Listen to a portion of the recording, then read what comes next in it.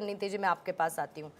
मतलब कितनी गंभीर बात है बरखा जी इस तरीके के स्टेटमेंट आना। मतलब महिलाएं जहां आज ये सोच रही हैं कि 33% आरक्षण लागू हो जाए तो हम राजनीति में आए, हमको एक सम्मानजनक जगह मिलेगी जहां पर हम लोगों के लिए कुछ काम कर पाएंगे।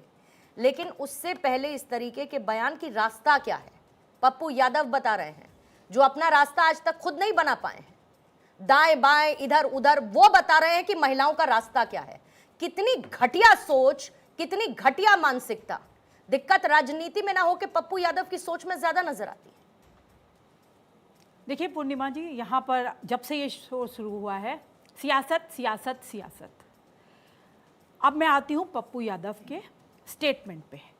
एक तो ये महिलाओं पे सियासत नहीं होनी चाहिए, महिलाओं के मुद्दे बहुत इंपॉर्टेंट हैं और बहुत ही ज़रूरी है।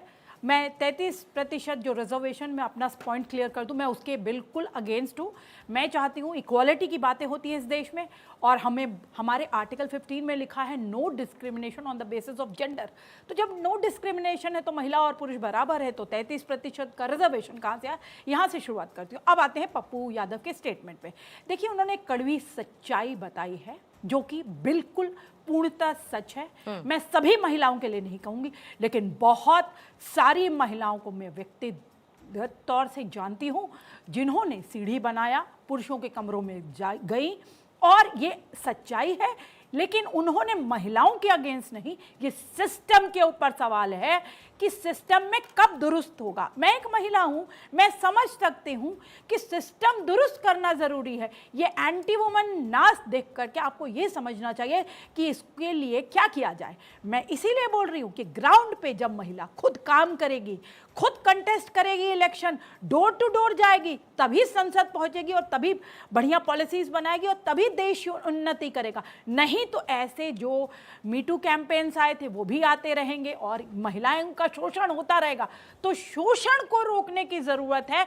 लार्जर पर्सपेक्टिव ये है जिसके बारे में डिबेट होना चाहिए। लेकिन यहाँ तू मैं बीजेपी, कांग्रेस, अभी तो आपने आप वाली को नहीं बुलाया, नहीं तो वो भी शुरू हो जाती कुछ ना कुछ, वो भी बताते। तो यहाँ से सियासत करी जा रही। इस मुद्दे पे ये काम नहीं करें कि शोषण कैसे खत्म हो, चाहे वो राजनीति में, और हर जगह होता है। राजनीति में सबसे ज्यादा होता है, हर कॉर्पोरेट ऑफिस में हो रहा है, हर जगह हो रहा है। तो शोषण कैसे खत्म किया जाए, हमें इसके बारे में बहुत बारीकी से सोचना होगा। और जितनी हम इस पे मुद्दे पे सियासत करें, सुबह से लेकर रात तक कर लें, कोई कंक्लूजन नहीं निकलेगा जब तक हम इसके ऊपर सब एकजुट होकर के एक प्लान ऑफ एक्शन बनाए कि शोषण को कैसे रोका जाएगा। हाँ, मैं ये कहूंगी सिलेक्टिव आउटरीच होता है। कौन बनाएगा, करने वाले? बिल्कुल सबको मिलके बनाना पड़ेगा इसके ऊपर काम कर। और आप तो महिला आरक्षण के खिलाफ हैं। मैं तो आप कह रही हैं संसद में जाएंगी, चुनकर जाएंगी, 13% से ऊपर नहीं बढ़ पाए आज तक हम, और आप कह रही हैं कि वो पहुंचेंगी तब उसके बाद वो पॉलिसीज बनाएंगी। मैं तो कौन बनाएगा? मैं तो ये कह रही हूं, लड़की और लड़का बराबर, पुरुष महिला बराबर। फिर तो वो काम करेंगे ना, वो काम करेंगे, जमीन पे काम करेंगे और अपने मेरिट, दो बातें नहीं हो सकती, अपने मेरिट पे जब पहुंचेंगी, अपने महिला आरक्षण के खिलाफ भी हैं। दूसरी तरफ आप कहती हैं कि जब वो चुनकर संसद में जाएंगी तो पॉलिसीज बनाएंगी तो सिस्टम सुधरेगा। तो अगर इतनी ही अगर जेंडर बायसनेस नहीं होती तो 13% तक सिमट के नहीं रह जाती महिलाएं। मेरिट पे जाएंगी तो जेंडर बायसनेस नहीं होती और पेट्रियार्कल सोच नहीं होती और पेट्रियार्की हावी नहीं होती, पुरुष प्रधान राजनीति नहीं होती, तो वो अभी तक पहुंच चुकी होती। और अगर जेंडर बायसनेस नहीं होनी चाहिए तो अभी तक ये आंकड़ा 50-50% का होना चाहिए था बरखा जी।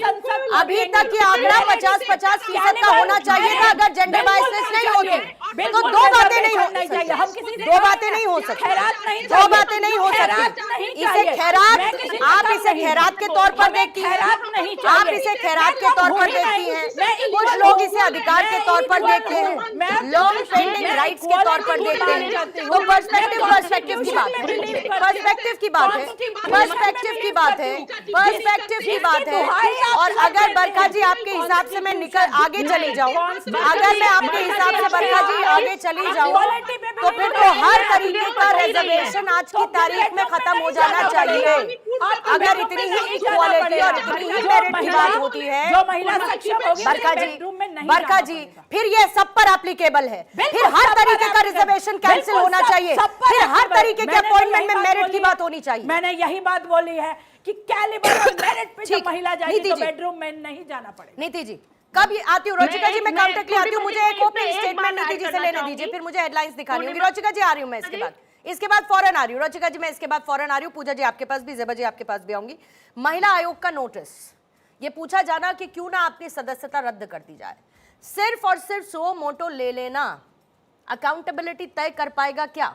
और दूसरा पर्सपेक्टिव, अगर पप्पू यादव ने इस रॉटेड सिस्टम को लेकर एक सवाल खड़ा किया है तो सुधार की गुंजाइश है, और अगर है तो शुरू कहां से होगा? वंदे मातरम। पूर्णिमा और आपके चैनल के माध्यम से समस्त नारी शक्ति को मेरा नमन और वंदन। और आज मैं अपेक्षा करती हूँ कि इस मंच पे हम 6 नारियां बैठी हैं, और हम 6 नारियां खाली अपनी पार्टी की आवाज़ नहीं, इस राष्ट्र की और इस पूरे विश्व की नारियों की आवाज़ बने। इसके लिए मैं आप लोग से हाथ जोड़ के अनुरोध करती हूँ कि इस मुद्दे पर कम से कम सियासत मत करिए। बयानों की अगर लिस्ट निकालें तो मैं कांग्रेस के नेता, सपा के नेता, आजम खान, उनके सुप्रीमो के नेता, मैं किसी का भी, इवन भाजपा के नेता, हम लिस्ट निकाल सकते हैं कैसे हमेशा हमारी मातृशक्ति को ऑब्जेक्टिफाई सदन के पटल से किया गया है। समस्या ये है कि तब भी कोई बड़ा नेता बोल के चला जाता था, आज भी बड़ा नेता बोल के चला जाएगा और ये बयानबाजी होगी, ऐसी डिबेट्स होंगी, और वो नेता, ये श्रृंखला कभी खत्म ही नहीं होगी। सुमोटो लेना चाहिए था, महिला आयोग को उस पहले दिन देना चाहिए था जिस दिन सदन के पटल से ऐसे वाक्य निकले। जब ये वाक्य निकलते हैं और उसके बाद उसके ऊपर एक्शन नहीं होता, जरूरी है कोड ऑफ कंडक्ट को डिसाइड करने का कि सदन के पटल पे चाहे महिला चाहे पुरुष, जो वहां पे पूरे देश को रिप्रेजेंटेशन करेगा, उसका कोड ऑफ कंडक्ट, भाषा की मर्यादा, उसका अपना कैरेक्टर असैसिनेशन करने की आवश्यकता है। उसको अपने कैरेक्टर के सर्टिफिकेट दिए बगैर कोई सदन के पटल पे बिना किसी क्वालिटी और मेरिट पे पहुंचना ही नहीं चाहिए। सबसे बड़ी आवश्यकता है कि क्वालिटी ऑफ लीडरशिप इस देश में कहीं ना कहीं वंचित है, जिसकी वजह से ऐसे बयान बार बार आते हैं और हम लोग आज डिबेट करके चले जाते हैं, कल को फिर कोई बयान आएगा, उसके बाद दूसरा बयान आएगा। बरखा जी ने बोला कि रिजर्वेशन की वो अगेंस्ट है, बहुत अच्छी बात है। मेरिट पे महिलाओं को आगे ही जाना चाहिए, मेरिट से ही जाना चाहिए। लेकिन रस्ता पूर्णिमा जी, आप आज यहाँ पे काम कर रही हैं, घर जाके अपने परिवार को भी देखेंगी, किचन में काम भी करेंगी, घर को भी संभालेंगी। महिला जो अष्टभुजाधारी, जिस दुर्गा की हम पूजा करते हैं, क्या ग्राउंड लेवल पे, क्या महिलाओं को वो सम्मान, वो इज्जत मिलती है? समस्या संस्कारों की है, समस्या समाज की है, और वही समस्या सदन के पटल तक आज तक देखने को मिल रही है। उसीलिए आवश्यकता थी कि वुमेन रिजर्वेशन बिल को आप पारित करें ताकि मातृशक्ति अपने मेरिट पे वहां पहुंचे। लेकिन समस्या पता क्या है, आज यूपी के अंदर भी आप देखें, समाजवादी पार्टी की प्रवक्ता मेरे साथ बैठी हैं, जिनके अखिलेश यादव जी ने यहां तक बयान दे दिया, भी उनका लेटेस्ट बयान आया है स्मृति ईरानी जी के लिए कि सास बहू वाली हार गई। तो क्या डिंपल यादव नहीं आ रही थी कन्नौज से?